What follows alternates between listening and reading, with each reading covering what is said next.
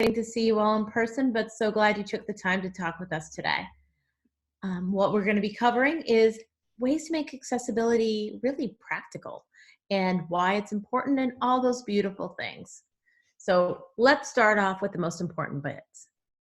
We're going to make some assumptions that you're really good people who want to incorporate accessibility, but it's hard sometimes. You have to juggle time, you have to juggle budget, you have to juggle the immediate needs and the long distance forecasting of what you need to go and where your organization needs to spend its valuable dollars. And that can be hard, all right? It seems expensive. Accessibility seems like an add-on. It seems like that thing that you're hearing about because of legal pressures or this or that or what have you. It can be hard, and you are good people who want to do it, but it's just another thing to address. So what we want to do is make that a little bit easier. Before I go into that, let's talk about Canopy.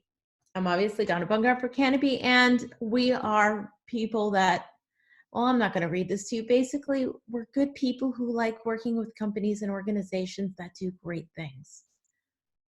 So if you wanted to work with us, you want to talk to us, or if you just have more questions and need more help, give us a call later or drop us a note later, I should say, and we'll set up a call for you to talk with Tanya, and we'll discuss that. So that's a beautiful intro Allison gave me. Basically, I have alphabet soup after my name here because I really like having all these interesting things, and there's so many beautiful things about the human experience and learning all of this and understanding where data comes in and people come in and all of these things to get great things done. So, accessibility and compliance. You have to build empathy and build it into your process, or it's always going to be that add-on after. It doesn't have to be that hard. It doesn't have to be this big, scary thing at the end. But if we can show the value to your stakeholders and build that empathetic process into your success metrics, and accessibility becomes just another marketing task, you're going to be really set up for success. So we're going to cover a bunch of things today. We're going to do some overviews. We're going to build it into your strategy, talk about budgets, all of those things. But first, we're going to talk about why nonprofits should care. Now, for the purpose of this conversation, we're really going to focus on the donor experience because a lot of your primary sites are servicing that donor experience. Now, I want to start off by acknowledging that I know there's a lot of other personas. And there's a lot of other reasons your particular market is going to care. And they're not necessarily going to always be the donors. If you have a satellite site that needs to talk to a lot of the end users you're helping, that's someone we need to address. If you're working with other government or what have you organizations, your persona might be a little different. And those are valid and important personas, and we can discuss those with you on one of those 30-minute calls or what have you. But for today, we're going to talk about donors because frankly, with current events the way they are, a lot of organizations are coming to us and saying that this is the drive right now because they need help helping others. So let's look at the donors right now. We have 49, that's almost half of all the people in the baby boomer generation are enrolled in monthly giving programs. There's a direct correlation, we're going to go into this a little more, but the age of people and the different challenges we face. We have statistical evidence showing that accessibility is impacting these donors and the ability to help you help others and drive your organization's mission forward. So giving by age, yes, 43%. Oh, that was a little bit different. Anyway, boomer generation. We have 20% of the Generation X. Millennials are on the rise, and Generation Z is one of the most socially conscious generations yet. So boomers, as we age, it's inevitable. We're all going to be facing more challenges. Vision, hearing, there's physical conditions, whether it be arthritis or shaking. There's cognitive challenges that can come. Age matters. We're all temporarily abled because age is going to affect one of these things. So keeping in mind what these users, these individuals who are becoming more and more online are facing every day trying to support your cause is going to be impactful. Generation X, well, most of us are in our 40s and 50s, actually in our 40s. And that means our arthritis is kicking in, possible vision and cognitive issues are coming up. All of those age-related things are starting now. So those users are going to need considerations to help them adapt as they're going forward. Millennials are known as having some of the most notable cognitive challenges of any generation. Things that they're dealing with or learning to deal with are impacting the way they interact with your site. Even if it's not a direct barrier, it will definitely be a barrier to conversion. In Generation Z, this is a younger group, but they're already starting to donate. They're already starting to take the socially conscious outlook and bringing it to their wallets. And with notable cognitive challenges, the charts are on the rise, being diagnosed all the time. Their message needs to be clear, concise, and it's going to help them support you. So, before we get too far down the rabbit hole though, let's go about what is accessibility. And we'll just do a quick recap because chances are if you're here, you've heard this a little bit before. It's about 20 to 22% of people in between US and Canada self-identify as being disabled. Now, accessibility really wants to make sure that everyone is able to perceive, operate, understand, and have the functionality they require to interact with your site. So what does this mean? What does this actually look like? Well, there are cognitive issues, ADHD, autism, dyslexia. There can be many cognitive challenges out there that interrupt how someone interacts with your site. It also could just be that someone's having a really bad day or their bandwidth is hard. Visual impairments, diabetes, low vision, color blindness. You know, any of these issues are prominent throughout our species. But also, if you're using your phone, you can get a glare on your screen or a cracked screen or a glare even on your laptop when you're trying to get a little sunlight in these crazy days. Audio, whether it be hearing loss or deafness, or maybe you're just in a crowded place. Sometimes it's just our environment. I mean, a lot of people right now that I'm talking to are working at home with more shorter people around. It's distracting. It's hard to hear sometimes. And we need that ability to maybe just put on captions and see what's going on. And mobility, from Parkinson's to ALS, there's a bunch of things, but there's also, you have your hands full, whether it be on your computer, on your phone, maybe your cat is jumping over your keyboard. There's a million things that get in the way. And all of them impact our way we interact with websites. So if 1 in 7 people globally are having to adapt how they live, why wouldn't we make our sites so that they can handle it, so that they can interact with it also? So, guidelines. In order to be able to do this consistently and successfully, we need to know how we define success. We have the WCAG, or the Web Content Accessibility Guidelines, to go by. Now, depending on what country you're in, you are either going by 2.0, which is a little bit older, or 2.1, which was more recently updated, and it accounts for things like, you know, screen orientation, smaller things that maybe were missed in that 2.0 version just because, well, we didn't all live in such a mobile universe at that time. We have 3 levels. It's kind of like the 3 little pigs, you know, Mama, Papa, and Baby Bear. This is going to be, you know, easy, medium, pretty strict. AAA is very strict, but it's good. And I don't want to scare people away from AAA because you can make visually engaging, user experience friendly, wonderful sites that are AAA compliant. That said, most people's standards are AA. And that means that the majority of people are getting the best possible user experience on your site. So where do we start with accessibility? Well, we start there like we start with any other discovery, any other assessment, any other strategic point of view. You start understanding why. So from a completely, budget-friendly point of view, $8 trillion of disposable income. Think about that. That's $8 trillion is of the disabled community. And those individuals may not be able to interact with your site very effectively.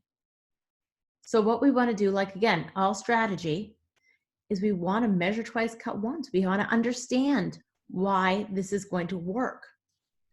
It's predicted that by this year, 50% of online searches are going to be vocal. Think of how many times we all use, well, I don't want to set off my phone or the device behind me, but think about all of those times that we ask those computers questions, or to be our timer, or to look up a recipe, or remember something. We need to create visual assets, but we also have to understand that audio is not only a visual medium. It actually came from historically came from radio, an audio medium. So we need to be able to make sure people can engage with that more than just a traditional visual audio sensory perception. And I love this stat because it says 1.5 billion people by 2050. Do you know why I love this stat? Because I'm going to be in that group by 2050. I'm going to be that old lady, and I want to use the internet, people. It sounds callous, but it's true. So we start with your branding, and you identify, is your brand accessible? Are your colors accessible? Are your fonts readable? People love all capital letters for big, exciting things. Except that somebody with dyslexia, it's a harder time understanding what letter order those letters go in. We all want to have the subtle colors that show calm and peace, except that somebody who either has a glare on their screen or maybe has a hard time visually identifying color or hard lines, they're going to miss details too. So ask yourself about the colors. Ask yourself, are the words you're using the words your audience is using? Are you speaking to them or a little over their head? And always be consistent. Make sure that your message stays the same. Now, I'm not saying always use the same voice. Always use the same tone. I'm the first to say, and I've said it many times, when I'm calling my husband from the grocery store is very different from the manner in which I speak to him across the dinner table. But you know what? It's still the same voice. I am consistent in being me. The same idea comes with their site. It doesn't matter if you're talking to someone on social media, if you're talking to them on LinkedIn, if you're talking to them on your website or your other collaterals. You need to have that strong, consistent voice that is using those right words, that right meaning, that's going to engage, connect with people, and be accessible to them. And then you need to make sure your group, all of your group, is adequately represented, because representation matters. It's people, it's being human, it's seeing individuals, all of the individuals. Brands are already starting to do this. We're starting to see the fact that, the idea of the perfect models of stock photography isn't always the answer. It doesn't necessarily represent your group. It might not even represent who your group cares about. If you have someone who's a stakeholder, they're going to notice. So how do we do this? How do we make sure that people are represented? We build them into our personas. We start there. There's this amazing tool by Cornell University that lets you go ahead and just select some demographic information, and it's going to share with you by state who is going to be facing certain amounts of challenges. So if we happen to know that, what was it, approximately 20% of males ages 65 to 74, Black African Americans self-identified as being Black or African American, as of this year, 2017, are facing some sort of mobile disability, then you can build that into your persona. Is that person going to have a challenge that maybe impacts how he interacts with your site? If you have maybe an older person with a visual, maybe you want to just make sure you don't do the minimum text size. Maybe you want to make it a little larger, make it a little higher contrast, make it a little easier on people. If you identify early what types of challenges your users are likely to face, you can plan for it. So taking a little bit of extra research time and understanding and building that empathy right from the start means that it's not an add-on. It means here in the strategic point, you are going to start filtering it through everything you do. And I'm the biggest fan of saying accessibility should be just what you do. It becomes natural. I mean, we wouldn't think of designing a website or building a website that's not mobile friendly. That's being accessible to users on a mobile phone. Accessibility in this case is just building the empathy early and understanding the challenges and accommodating them. Not even accommodating. It's building with that in mind. It's understanding the need. And then once you understand it, it needs to get tested. You need to be prepared for the things you can't necessarily see just by your quickest of checks. So the easiest way to do this, so you're not getting near the end of your project and then having to start over with elements. Understand it right from your first wireframe. You have your persona. You understand who they are. You can look at things and you can be like, you know what? We're going to be looking at content for that media block we're putting in, and we need to make sure we have closed captioning or transcripts available. You can start planning your media around that. You can look at it and say, wow, that kind of menu looks nice, but it's really problematic for people who use either keyboard only or screen reader keyboard navigation. That can be a challenge too. Then, as you move from wireframes to design through this process, whether it be a single component or a larger initiative, have your designers look at that. Look for color. Look for anticipated zoom adaptability. Someone who needs larger print, they can set their browsers to just zoom in or zoom in on the letters and blow it up. How does that cause things to wrap? How is that going to impact their user experience? Is it going to push a button like a donate now or a get involved off to the side where they can't reach it? Look at this from that point of view before you start to spend development hours building it. And then test as you build. Grab a couple extensions. I'll name them off throughout, however, Wave as one of my favorites. Use the Wave tool. Throw it on. Is there something that works? Use your keyboard tester. Go ahead, just test as you go. I'm a big fan. I am not I can use a screen reader. I am very far from a native user. I have only limited capabilities, but you take that screen reader user and you're even a relatively beginner user like myself, if I can get through it, that's probably a good sign for someone who's a lot more adept. And then test with native users. A native user is someone who does this every day. I am a native user of my glasses.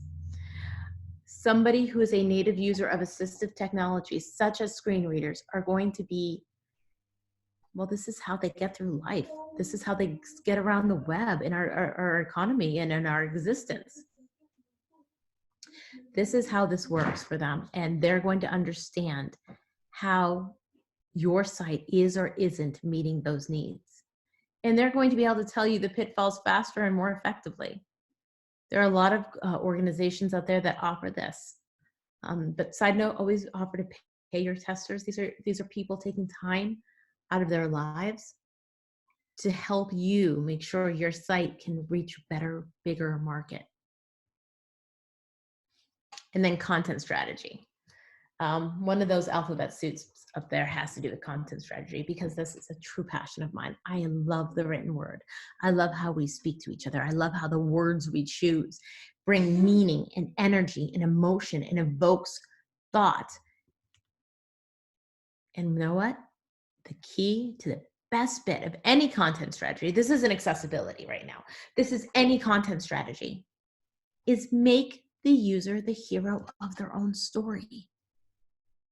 Now, any content strategist really wants you to do that, because if at the end, this person is successful in doing what they sent out to do, that's what matters. That means you have a conversion. So when you bring it to put an accessibility lens on it, by making them the hero of their own story, someone can't be the hero of their own story if they're trying to navigate to a donate now button and can't click it. That's just frustrating. It's bad UX, and it's making you lose potential donors. Or again, I'm focusing on the donor experience right now because that's what I'm hearing a lot from nonprofits, but your other personas, people who are reaching out to you, you're missing them. And then think about it. Think about those words being too complex, those videos or animations being overwhelming. If you have attention challenges, having movement on the screen can throw a person completely off their user journey. If you have, background motions and all that cool, neat stuff, somebody has severe vertigo, that can make them physically ill. It's not only the flashing for the photosensitive seizures you have to think about. There's a much broader user experience, and these all come into play early enough in the process that you can identify them and avoid them before you spend your marketing budgets on them. So always, 3 rules with this, or 3 guidelines, I should say. Always give context. Let somebody understand why what you're communicating is important to them. Always have, your words for your alternative text be meaningful. Why is this picture of a bike important? They don't want to hear something photo of red bike. Somebody listening to this, I've listened to it before, and I know that's not what I want to hear. I wanted to hear, red bike on its side after child walked away. Maybe that's relevant to this beautiful story or that you're sharing, or this meaningful moment that you're trying to communicate. Give context to why a chart is important. If you're going to have to use a data chart of some kind, let them understand why that's important to them. Keep your user journey focused. That's a universal truth, but especially for those who maybe suffer from ADHD, not suffer, but live with, forgive me people if any of you identify, live with ADHD or living on the spectrum. Those are just distractions. Keep this a focused thing to help, a focused journey to help your users get to where they want to go, and empower them at the end of it to be that hero. Empower them to share, to let it go viral, to let it be this. You need to empower all of your users to make that conversion.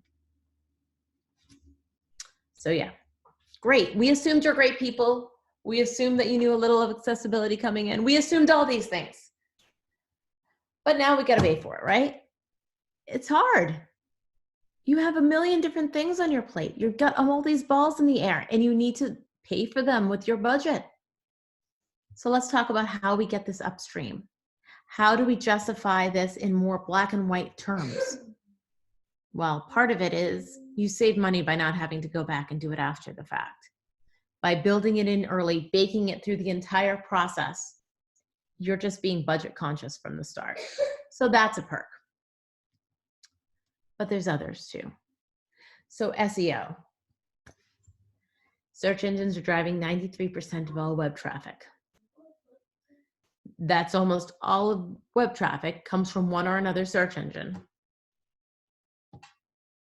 Search engines can't see, they can't hear, but they do pay attention. So the pieces that you're adding in, or the considerations, or the what some people are considering extra, that you're adding in, those alt text, those transcripts, the content that has meaning and clarity. When Google scans that through their bots, they're getting keywords, they're getting phrases, they're getting ranking value. Same with the relevant links. If you're on a screen reader and you are on a blog listing page where every fourth sentence is read more, I've tested those pages. It's a little hard. It's a lot of hard. Make sure your links are meaningful. Read more about this blog post title. Read more about that blog post title. There are ways to make this interesting and engaging. And you know what? That means Google or whatever search engine is going to say, oh, this link is relevant because of these keywords in this blog title. Building it in helps the search engine rankings. So the short version is always use alt text. Always use the descriptive links.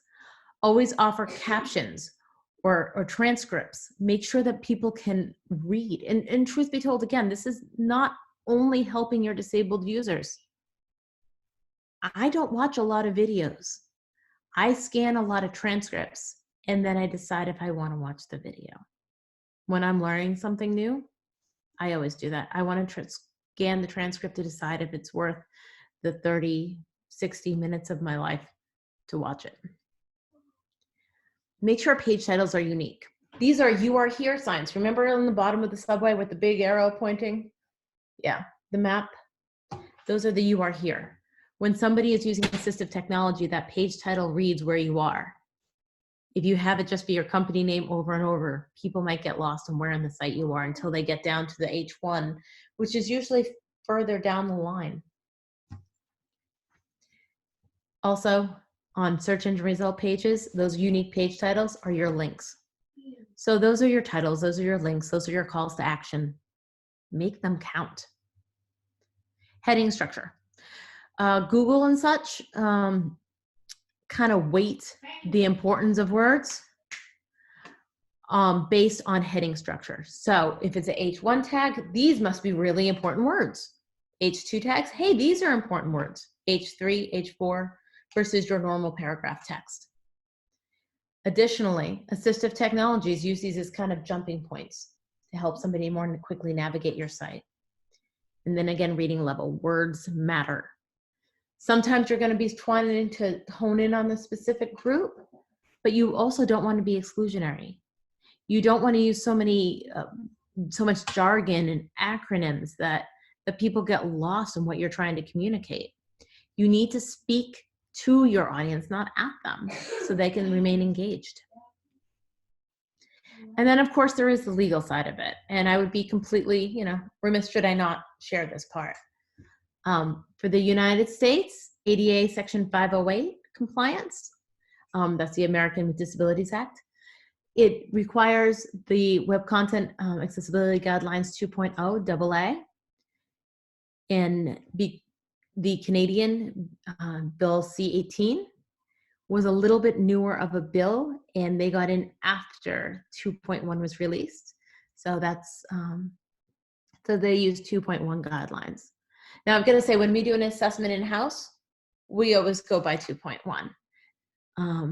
In many cases, we'll highlight what is a 2.1 versus a 2.0 in case somebody needs to identify that internally for some reason.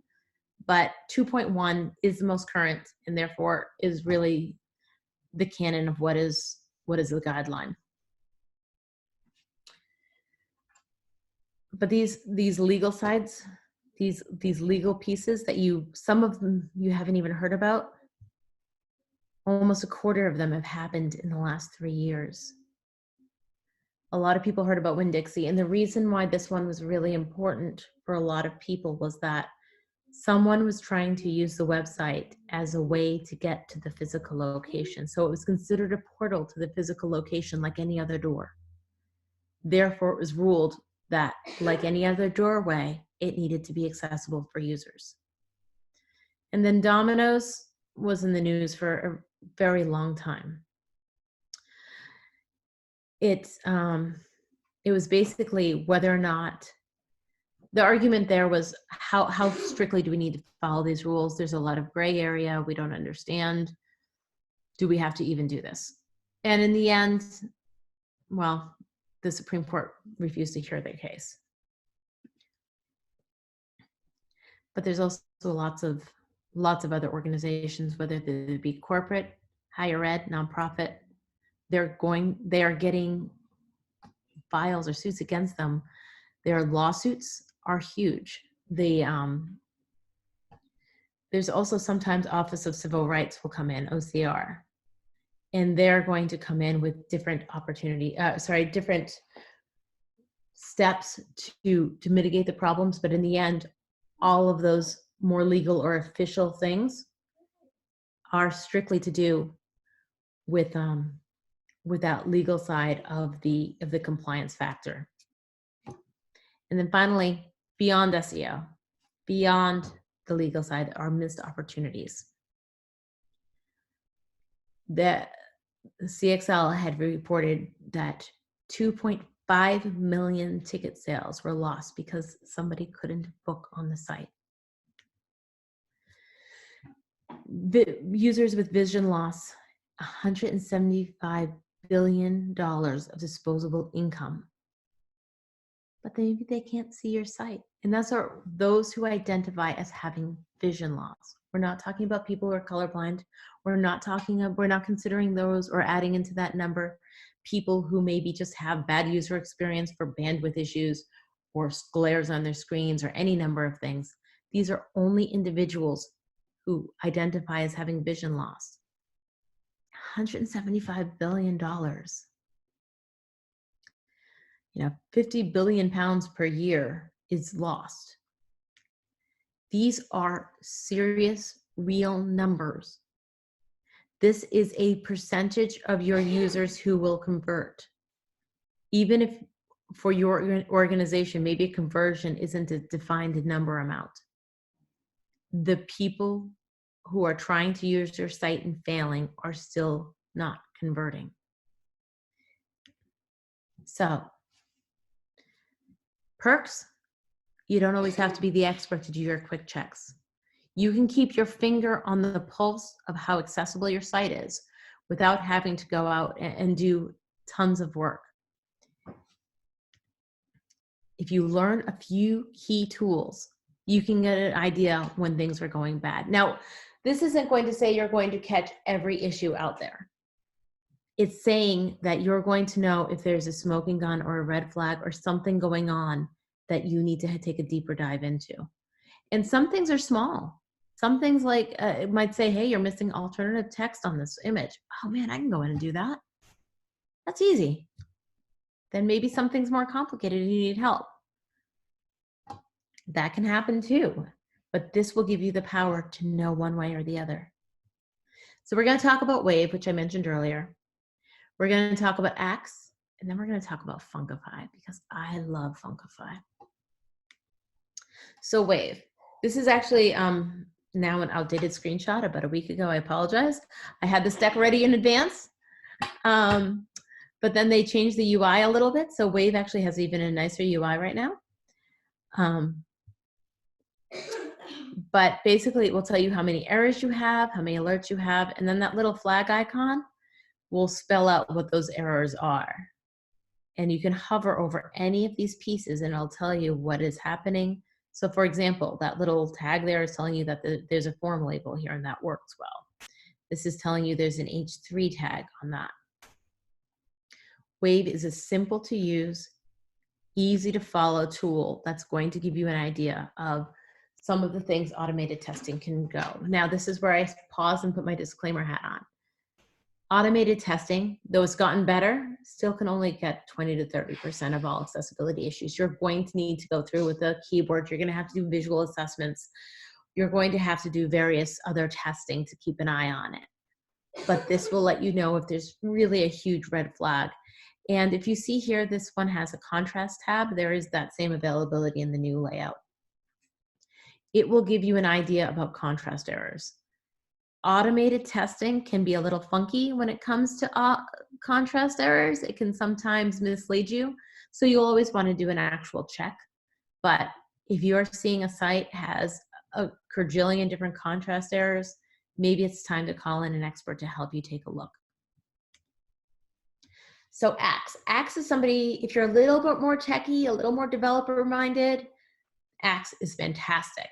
Because once you have this browser extension available to you, you can go ahead and look and it'll tell you the errors and you click on it and it'll bring you up the code information, some potential solves. It gives you a lot of really strong information right here. Now, if you're somebody who's just kind of wanting to get that, let me get that high level view and go back, stick with Wave. But if you want to get a little bit more into it or really a little bit more technology focused, go ahead, install Axe. It's really a powerful tool. And then finally, there's Funkify. The reason I love Funkify is they are basically persona-based. And what this plugin does is it gives you the ability to grab what it might be like this one on the left here, the persona is Blurry Blanca. And this helps you see what somebody who maybe is having blurred vision would see. Over on the right, I forget what the full persona name, but it's a dyslexia. It shifts the words around. Now, it shifts much faster than what I understand someone with dyslexia actually perceives, but it gives you an idea of what you're looking at. It helps you see, oh, wait a second, I never thought about that. And frankly, I have put this on, forgotten I had it on, and come back to it and wondered what was wrong with my mind. And I realized, oh, I am not perceiving this differently. I have a simulator on that's altering my perceptions. And it was just a humbling experience. It's just that empathy moment. So when you're having a hard time saying why a change is important, use this. Show someone. I focused on accessibility for years, and I can forget sometimes. I grew up in a household where I was the only one without some sort of disability. I've always been accessibility minded, and I forgot. I took my own perceptions and experiences for granted. And this tool reminded me. All right, I've talked a lot. Where do you go from here? I've given you ideas, I've given you tools, I've given you thoughts, but really clear next steps. You want to assess and address, meaning you can do the quick checks yourself, see if there's a red flag, but if there is, or if you're just not really comfortable doing that, you can always ask us. But either way, you need to check out your site. Where are you? Where are you starting from? You know, you can't decide what roadmap you're gonna draw yourself if you don't know where starting is. So look at it, do that research. Use some of those automated tools. Use your keyboard or try out the screen reader on your computer. There's a couple of free ones out there. Or if you're on your Mac, just use Mac VoiceOver. And from that, though, after that assessment is done, regardless if you do it yourself or you ask us to help you, create a backlog of tickets and just start working your way through them. Step 2 is an accessibility statement. This is something, it's another small link at the bottom next to your privacy statement saying, hey, we are aiming to be WCAG 2.1 AA compliant. Maybe we're not here yet, but these are the known issues that we're actively working on. We know that some of our videos don't have our transcripts up yet. We're hoping to get that done by November 2020. Whatever it is, I'm making this up, but essentially you identify what you're trying to do. If there are issues, what issues you have, or if you don't want to admit that, just skip right to the part of this is who you can contact if you don't think we're meeting our goal. Give somebody a reason to a clear avenue in which they can contact you should they have a reason. Give them the ability to reach out to you. Open the conversation, because frankly, if they don't talk to you, they're going to start talking to a lot of other people. And then do those periodic checks. Check out your site yourself. Ask other people to help you. Review the site. Sites drift. All sites drift. Even your best site, the day you launch it, perfectly compatible, it's going to drift. Somebody's in a hurry and clicks space when on the alt text when they're uploading it. Okay, a space is technically compliant because you're just saying it's a decorative image, but is it really giving that user the meaning that they need? You need to keep an eye on things to make sure that they progress in the way they need to. It's a cycle. It's not this is not the straight line journey. First you analyze, then you strategically plan, then you adjust any of that user experience and make the development to make it happen. You educate your content editors. Content editors hold the key. There's the ones who are putting things in. Educate them on what best practices are for accessibility as well as for your brand. And then periodically go back and analyze. And if there's something that worries you, start over again. This isn't a once, go and done. It's just what you do to keep your site up and compliant. So with that, did we have any questions?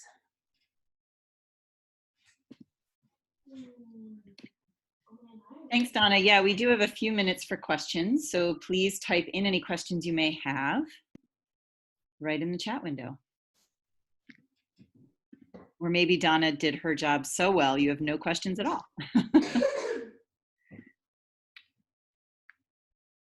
Okay, well, thank you all for joining. We will be sending out a recording and a deck of this webinar in a few days if you would like to have it. Please let us know. And as a reminder, Canopy would love to help you with the accessibility of your site. Feel free to email us at hello@canopy.com and you can book a few minutes with Tanya. And that's a wrap. Thank you so much and have a really spectacular rest of the day and rest of the week. Thanks all.